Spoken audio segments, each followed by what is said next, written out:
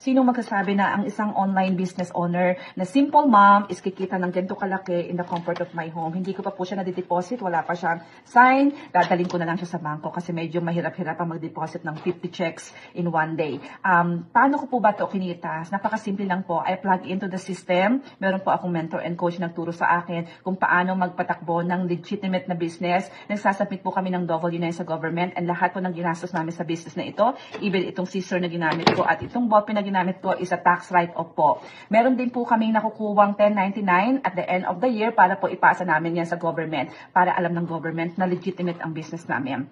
Meron po kaming system, meron po kaming global operations, kaya hindi po kami kailangan mangulit-ngulit ng tao or mag-sell ng mga product, magatok-gatok ng mga pinto para lang makapag-sell kami ng mga product. We have the automation, we have the system, we have the multi-billion-dollar company na nagsusupport sa amin kung paano kami kumita ng ganitong kalaking check sa loob lamang ng 1 o 2 araw. I-message niyo po ako, tuturuan ko kayo. This is not a get-rich quick scheme na sinasabi nila. I am not also affiliated with any Bitcoin, crypto, or forex exchange. I don't want to connect my name on that. This is legitimate online business. Para din po kayong mayroong brick and mortar, but the difference is you do it online.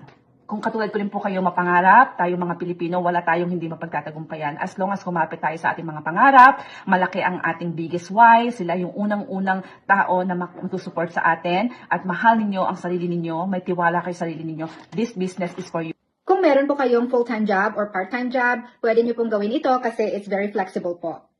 This online business is global. Basta meron kang cellphone, laptop, at internet connection, you can do this business anywhere at any time. So kung kayo po ay interesado, itap nyo lang po yung Learn More button dyan sa baba at i-enter nyo po yung name at valid email address nyo at mapapanood nyo na po yung webinar that explains everything.